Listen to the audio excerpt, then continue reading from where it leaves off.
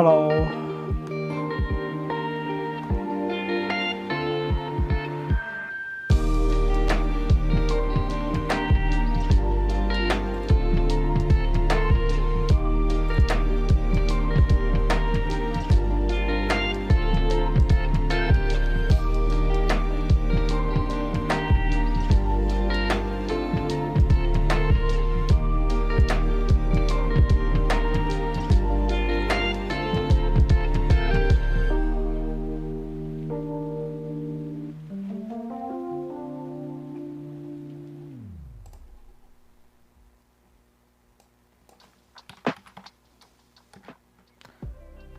Okay,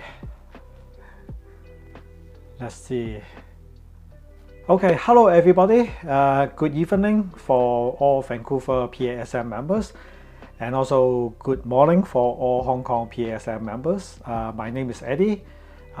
We have been a while. We haven't hosted this kind of virtual online tutorial. I hope you guys are having a very good summer for such a long time.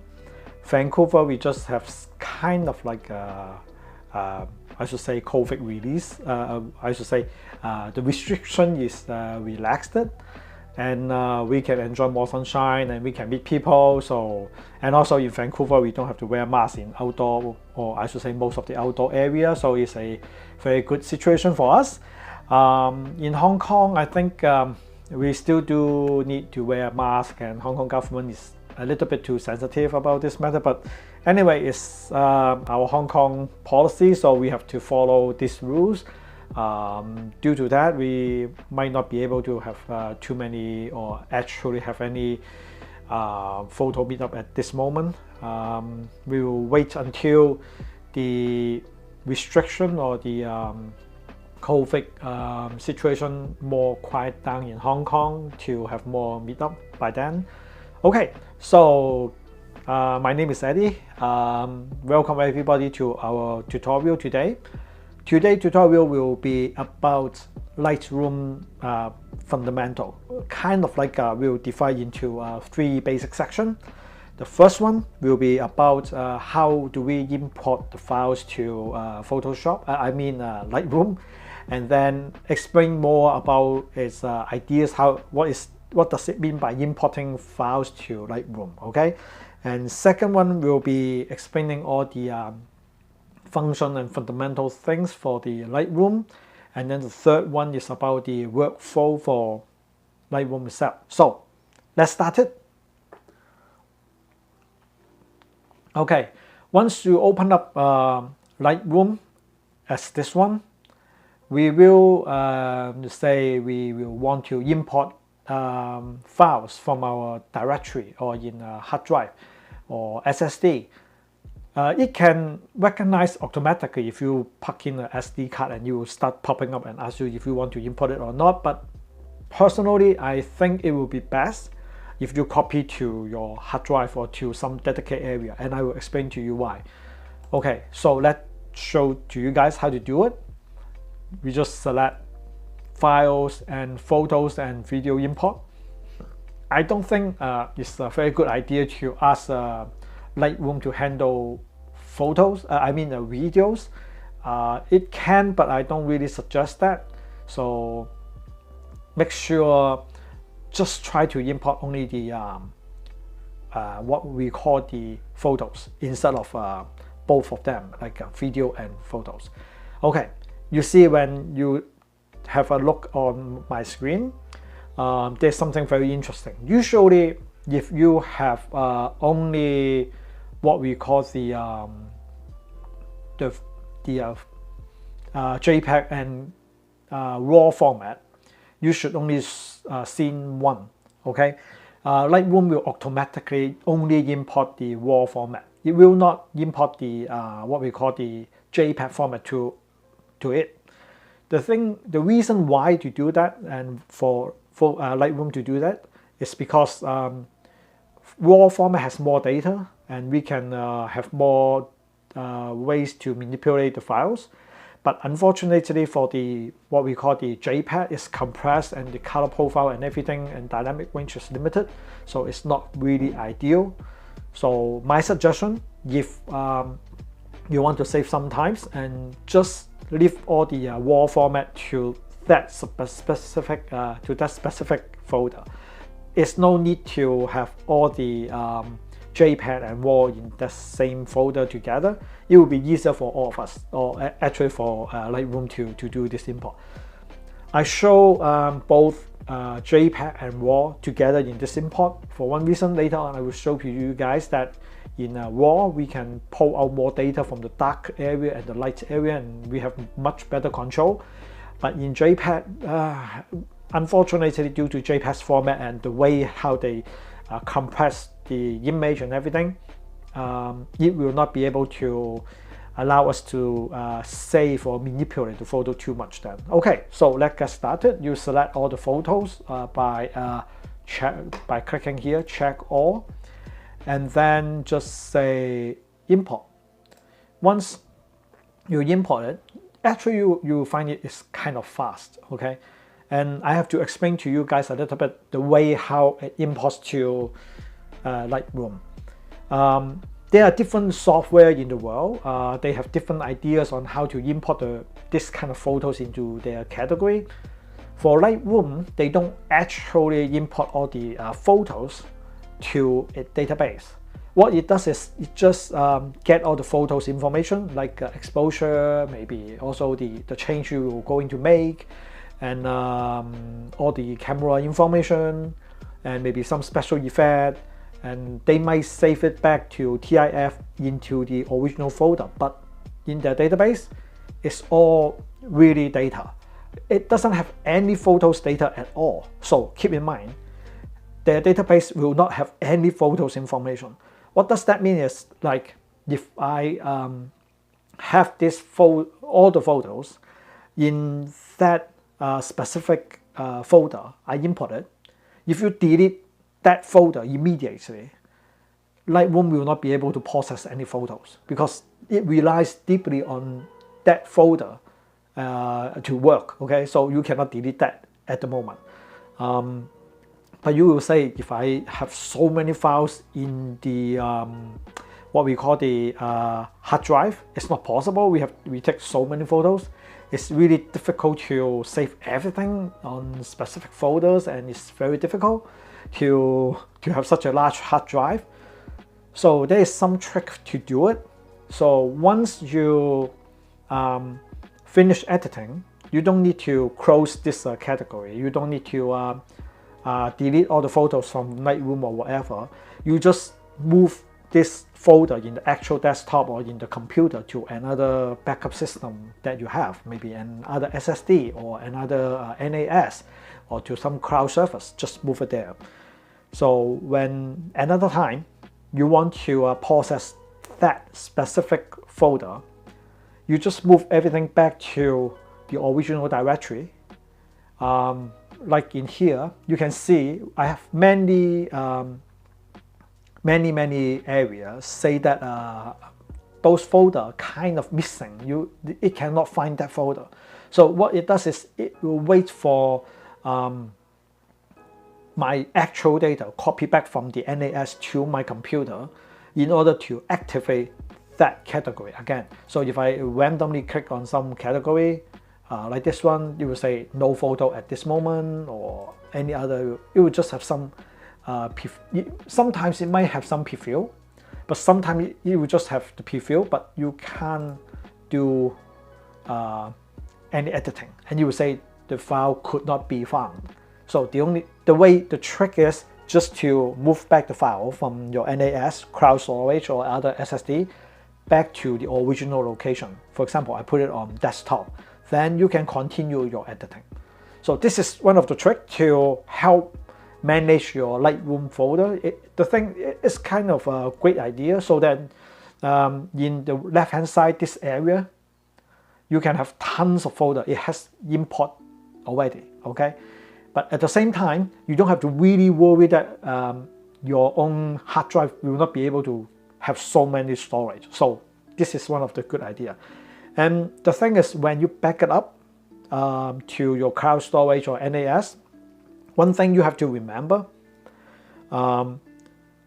they might generate other files when you're editing in some of the plugin, like a TIFF file or something. When you edit in a plugin, they will just generate everything into a very raw format, even way bigger than the raw format itself. So by then, it's better to back up everything in that photo, in that folder. Okay. Afterwards, I will show it to you after we edit some photos, and we have I will try to show you some of the plugin, and then you can see what do I mean then by that then. Okay, so basically after you import everything, you can just click to develop, and it will allow you to start to do all the developing. So also I will not at this moment, after you import to it, on the left hand side, I will explain to you more about the tools and everything. This is kind of like the histogram for that specific photos that I have. It's the monster buildings in Hong Kong. And you can see the ISO, the camera focus length, I should say the aperture and the shutter speed. So everything is already there. There's a quick develop. There are some saved preset. And I have one of the unit called user preset. This is kind of, we use something to calibrate the what we call the camera. It's kind of like this.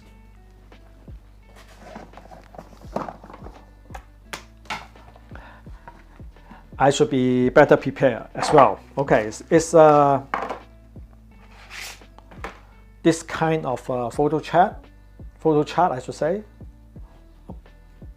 Okay, this kind of photo chart, and when you see this photo chart, you can take it, and then this one is a data color spider checker 24, and there are many videos in English, and you can feel free and check out people's video how to use this one and calibrate the Lightroom.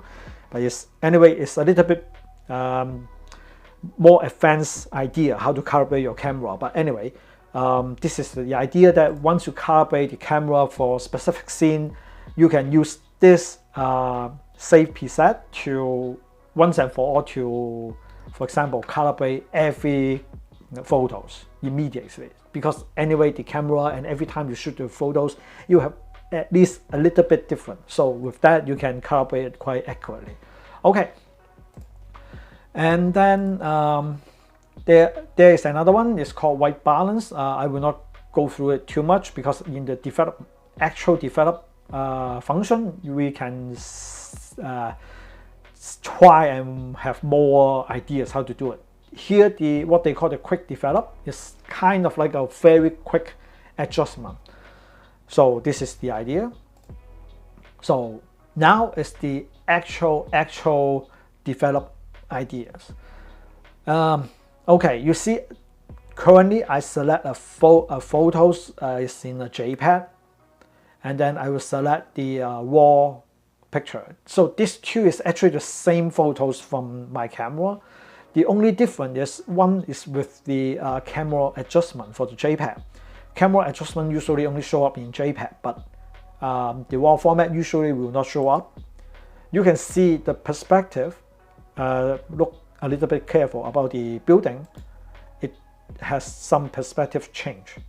Okay, this is my Canon's camera to take these photos.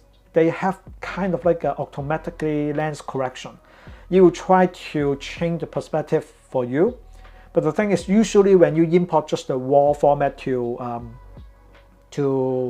Lightroom, because the camera will not do that lens adjustment for your photos, so you have to remember you have to do that manually. Okay, but of course sometimes you want to get the lens distortion idea or the feeling, then it's better to turn it off, and then you don't need to actually do this lens correction as well. Okay, so the first things I will explain to you is this is the histogram. You see when my cursor moves to each section, and then here you can see some of the part is highlighted. The first one is the black. On the left one is the black. So it will manipulate the darkest color of the photo. So it's it's very good relative to other I should say the Lightroom or this kind of category software, because it can only manipulate the black color or very dark color instead of changing too much if I say the exposure, like many simple software, they will just multiply everything for every value, but this is not something we want. So in our photography world, we want to, for example, we want to modify the black color. So the blue area, like this blue area you see here, it means that it's too dark, it has no value, but I can bring it up to a little bit just by dragging our cursor here. You can see also the black change the value. You can also use this one to change the value. But of course, you can see actually the whole figure will change, the whole chart will change. I believe it's kind of ideal, not just change that specific area, so they will have their own logic and calculation to change. Lightroom or Luminar or other this kind of photo editing software have its own, I should say, has its own algorithm to calculate everything. So please remember that when you adjust something in Photoshop, it doesn't necessarily mean it will be same as Luminar or other this kind of software. So every of them are kind of unique, but the idea is similar. So the first one is the black. We adjust this one to remove, or I should say to help all the blue really under exposure area bring up to some value, not like completely dark. And then also there are some wet areas. The wet area is highlight. Okay, this is the shadow area. You can see the shadow, and then the exposure. You can see the exposure is highlighted. Okay, and then this is the highlight, and then the last one is the white. You can see I can push down the wet area to help the window light and everything to come back. Okay, so this is how you change the basic fundamental exposure and everything, make sure everything is correct, and this is the idea. And also the color temperature you can change to based on what you need, or you can change back as short to back to its normal the shooting value, or you can change it to automatic to another to like the Lightroom P calculation. And then the tint one is to more magenta and the greens. This for the last one is kind of for sometimes the camera or the lighting may have some different tints to it, so we can use that one, magenta and green, to tilt it a little bit. So this is the idea. Okay, and then the next one is what we call the texture, is to increase the texture area. Clarity is very useful when you have some photos that is have some kind of haze to it. You can use this clarity to help you to remove the haze. So this is very ideal. Also the haze, obviously the idea is like to dehaze the fogging. So which one is better? You might have to try with each photo. It might not be really the same, but just we will say at the end, there's no right and wrong to do any kind of change. It's like your personal taste. You might want to have some, for example, I want to have more haze to it, okay, or less clarity. So this is more blurry, a little bit not so clear, okay. And then vibrance is more like to add more like a vibe to the photos, okay. Saturate is very simple, it's just enrich all the colors. Okay, so we will jump to there are a few more options you can do. There are some curves, and I could say there are these curves, and these are HLS and colors, saturation. So basically it's all about each of them's color manipulation. Recently, the Lightroom include this is called the color wheel. They borrow this idea from the video editing, and I find this is actually more easy than to use this XSL chart or this line chart, or it's way easier to use this these three wheels. Okay, they have the shadow one, the mid-tone, and the highlight. The idea is, for example, if I want to tune the shadow to more red or more blue, because they have three of them, so I can change the highlight. That one is to more blue. I can change it to more yellow, and the mid-tone can be also to maybe more blue. In general, it's easier for us to control, and then you can change the branding, and also you can turn it off and on to see how much you adjust the layer. Like just for the shadow part, maybe this is more like the creepy blue feel, blue feeling, like a cold side. And if you change to the warm part, maybe very old photo situation. But anyway, for the mid part, I changed to too much blue as well. Maybe I changed to a little bit yellow, and highlight maybe not to so much, just a little bit more orange. So this is the idea, to change each of the sector. Just like the video editing, it's more easy to do it in this way as well. So I reset the whole photos, and the sharpening is very simple ideas to make all the edge and everything to be more sharp. Radius is to control the sharpening to be more fine and smaller and everything. And noise reduction is also very important for many of us, because sometimes our photos are a bit noisy due to a low light situation. So you can tune it to have more lower the voice and everything. So for one thing is, when you this is the part that is you have to pay attention. It's called lens correction. What it does is, it allows you to do what the camera does, is change back the perspective. The good thing is, usually Lightroom will have all those what we call the lens profile in them. In general, I believe the lens profile is usually better than our camera a little bit, because their profile are quite accurate. I could say more accurate than Canon itself, and also they have more lens. They can work with also other third-party lens. So now I enable just I reset it, and then I enable it again, and then we check with the Canon version.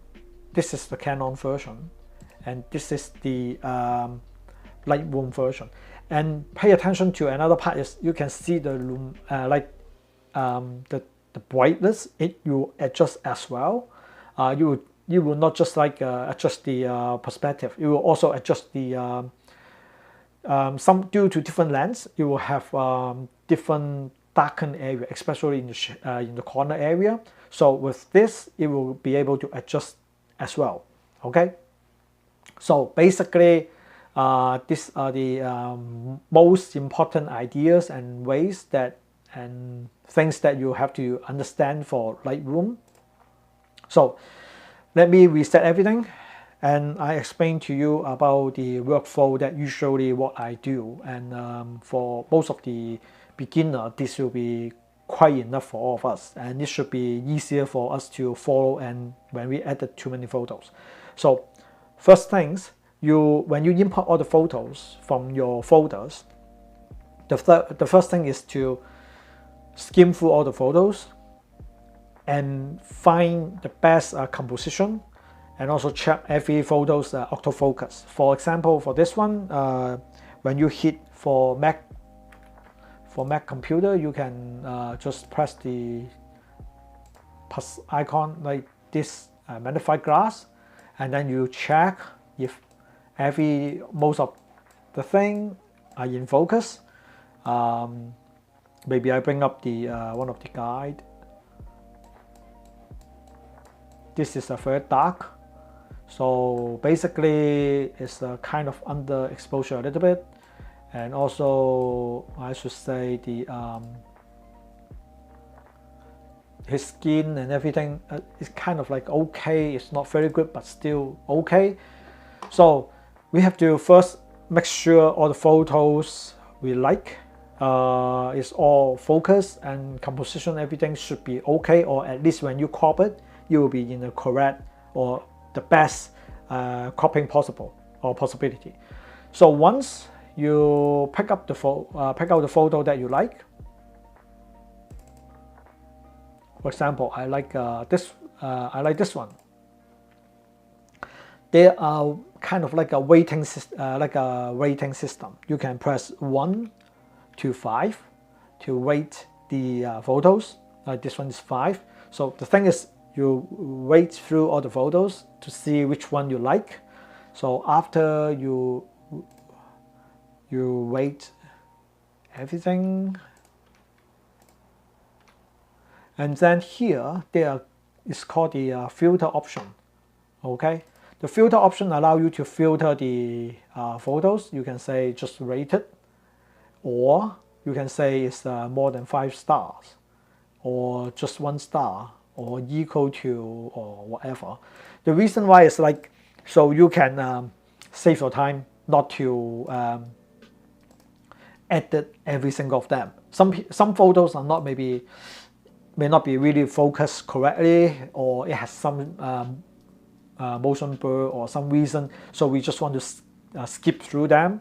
So after we skim through all the photos, we rate every of them, all the good one, the bad one, you can just leave it alone, no need to rate it. And we just make sure that we spend our time on those really good ones to edit them. Okay, so now we just say we select the good one. I select few more.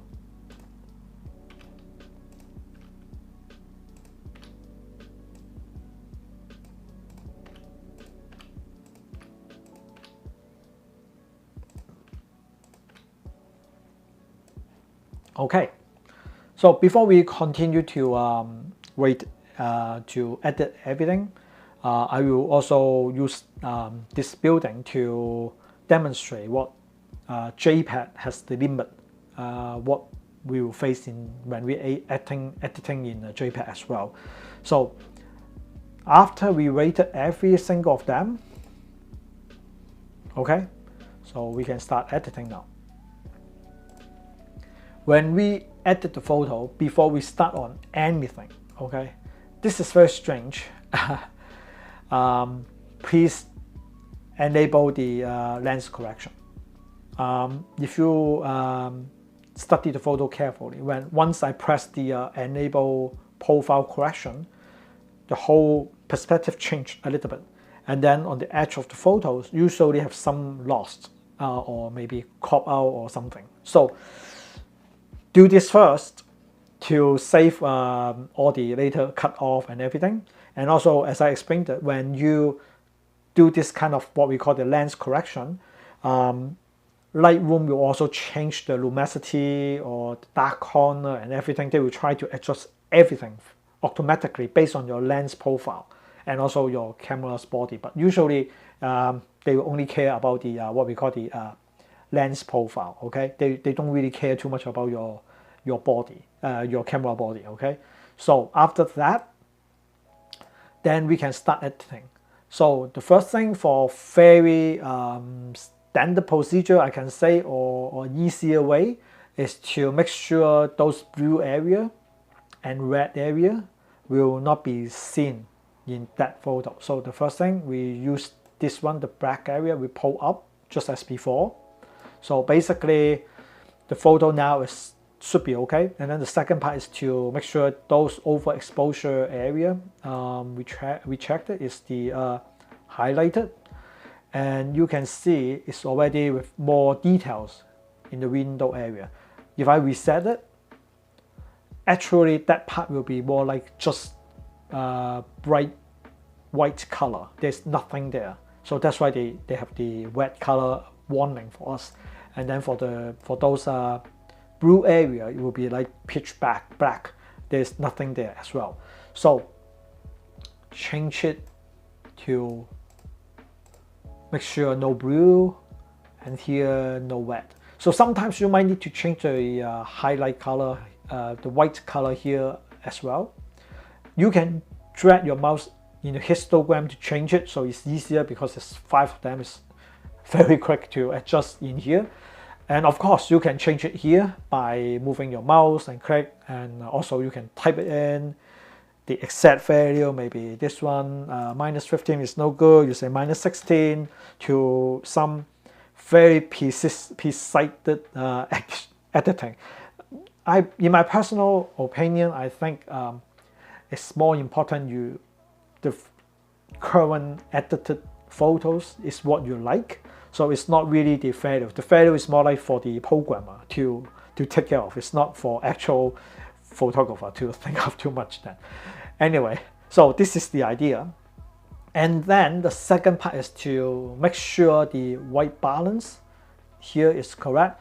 You can use this drop pad, okay, and find some mid-gray area to fine-tune the white balance one more time. Or you can ignore this automatic function and change to whatever setting you like. So this one is too yellowish because this area that day should be very dark, but due to Hong Kong light pollution, so it's a kind of a gray color. So this is more like the actual color. But as I say, you can change this one and add it to whatever creative idea you want. There's no right or wrong to do whatever you like. Okay, so after you edit all the colors and everything, you can use here the cropping tool to crop out something that you don't like. For example, the top part of here is something I don't like. So usually you can use the origin perspective, like an aspect. So I lock it. If I click to unlock it, means I can do any sizing I want. But if I click it to lock, means I can only scale it to the original photos ratio, aspect ratio. And also maybe I want to change it a little bit here. And maybe you want to tilt a little bit because the building seems like, yep. Now this one is more, this area is more correct. And everything finished, just click done. So this is maybe a little bit too much, okay, done. So this is more like the idea of how you change the perspective. And also the aspect ratio, and also how to crop the photos. So this is very ideal, and it's easier when you have this one. It automatically show up the most simplest one, rule of third. It does have other what we call the guideline, but I think rule of third will be more easy for all of us. There's some shortcut we can do. We can change the grid. Okay, so after you change that and everything is correct, you can just leave it there as is. And we move on to the next photos. So this one is also, this is the one that is the JPEG one. I will try to bring down the light. You see there's no dark area, it's too dark. We'll check on the window. This one is overexposure, and then I will check on the window as well. So basically, I think here, the window here, the texture here, both of them did a great job as well. The light fading here is good. JPEG is a little bit not so smooth, but it's still okay.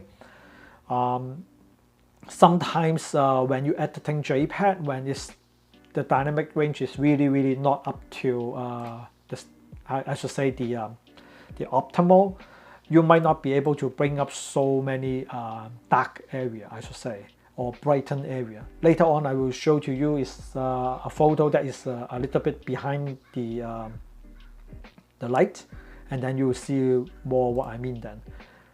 Okay, we use another photo with the both teachers situation.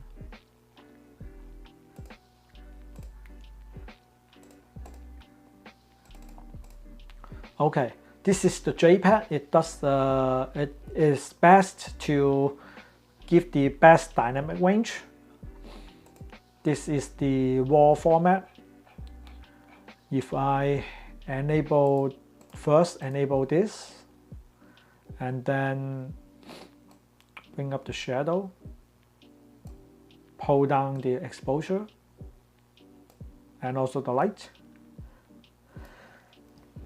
So excuse me, you can see, we can see all the tree details and everything. Here we can try and get more dark area, brighten a little bit, this part lower a little bit. You can see Lightroom is still doing very best to do this editing, but clothing has not much details on it.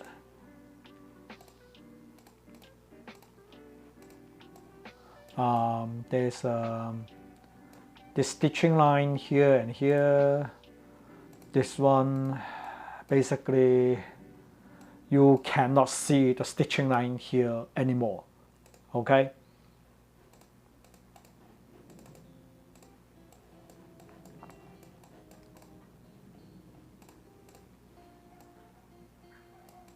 Oh,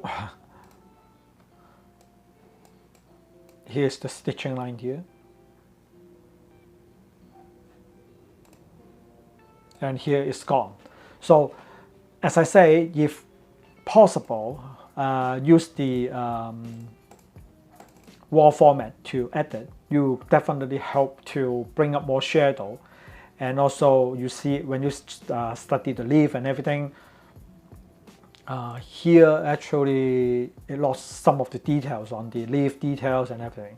So we'll say it's better to use RAW format to allow it's best to get back all the details together. So as we say, all the photos, what we do for the first things, we will enable all this kind of the lens profile, and then we'll start on editing everything. This one, you see the red area in here means overexposure, and most likely you see the histogram is on the far right hand side.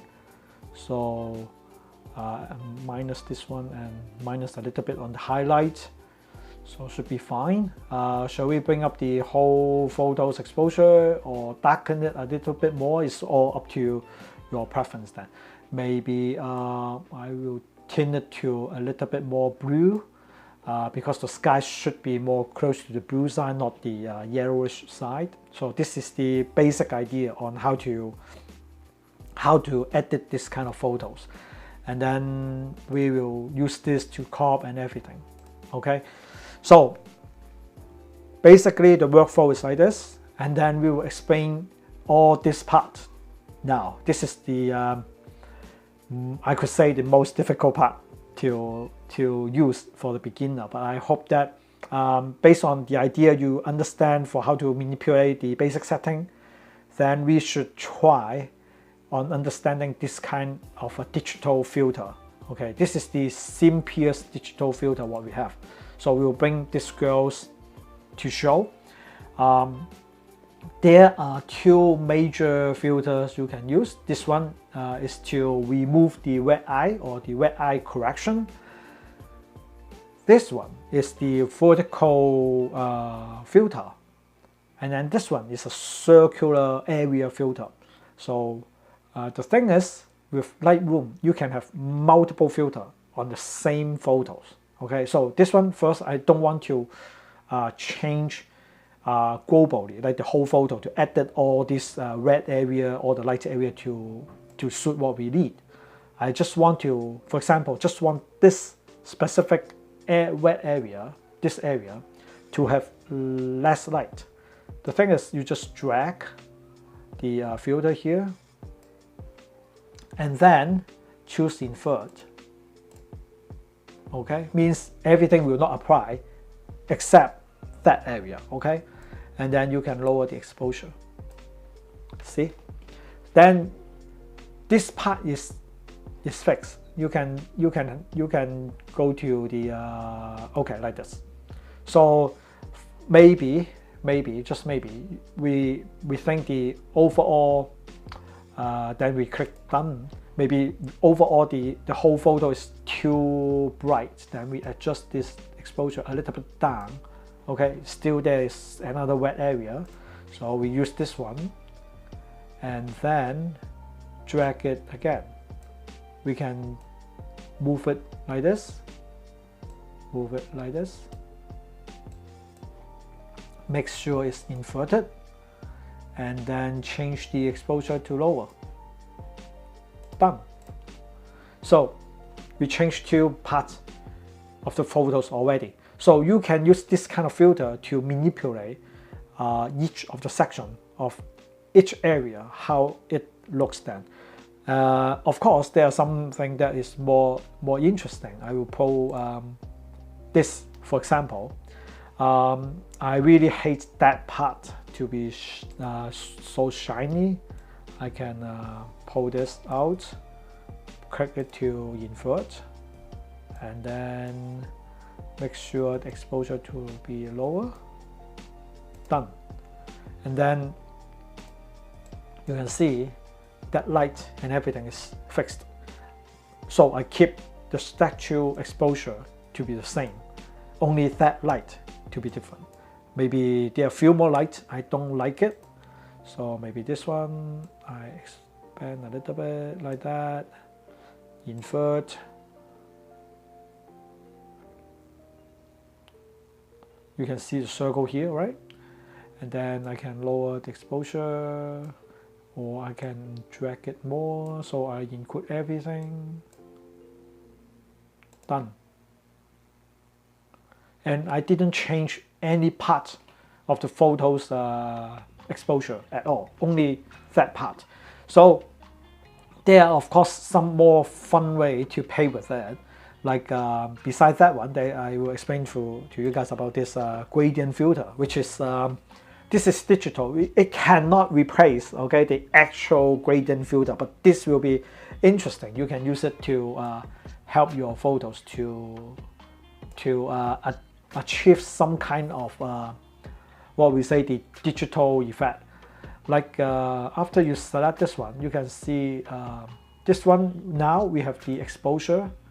Okay, I will make it more exaggerate. The from all the center part, it will have the exposure 2 point something stop more. Okay, I think the photos maybe just the center part is a little bit too bright, so I will on the reverse to lower the exposure, and then move it on the other way.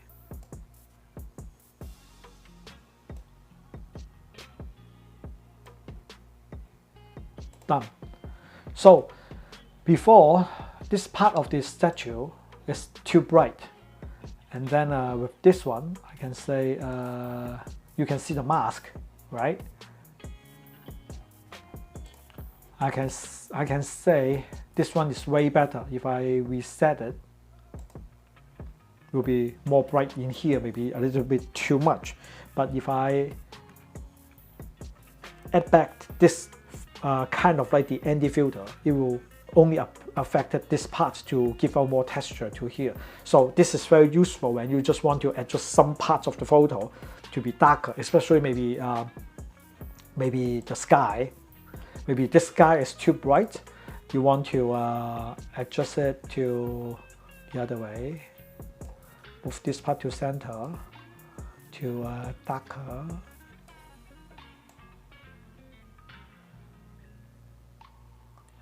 So you keep that area to be brightened. Even you can still change the whole photos, everything, and then you based on that to recalculate this part. And also one thing, when you click on this tag again, so you click this part to get the filter, and click on this part, you can see there's like a arrow, and then you can change the direction.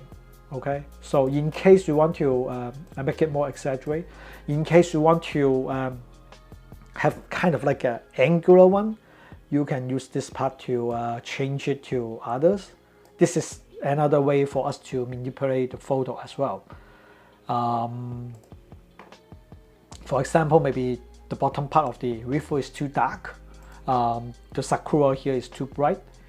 It's bright enough. We don't want to have the overall exposure level to change anymore. Let's see. So, okay, we reverse it.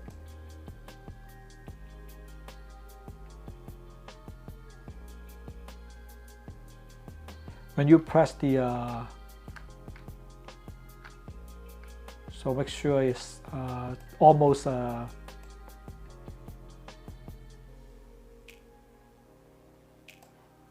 so I increase more, maybe just a little bit more. So for this reflection and the stone wall and everything will be more clear. I can reduce it to be more exaggerate a little bit more. So this is the one. This is the previous version. And okay, this is the update version. You can see it's way better than before. Before the bottom part is too dark and the upper part is too bright. Of course, it's, as I say, it's better to work with what we call the RAW format instead of the JPEG. JPEG, you might not be able to pull those dark area to this live feeling. Okay, with RAW format, you can have this kind of manipulation and bring back many more the darkened area. So basically, this is concluding and introduce the introduction of the basic Lightroom usage, and hopefully everybody can learn a little bit more. And I do encourage everybody to find some of their photos, use some RAW format to play with it and have more fun with it. And thank you everybody for attending my class. It has been a very great pleasure to meet with you guys again.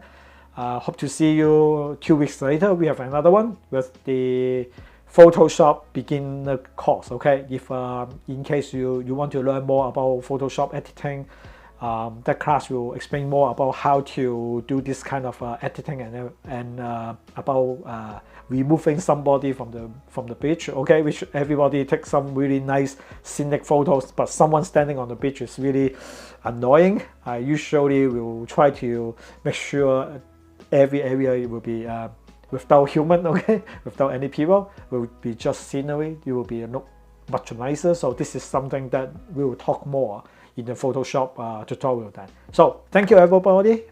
Good night.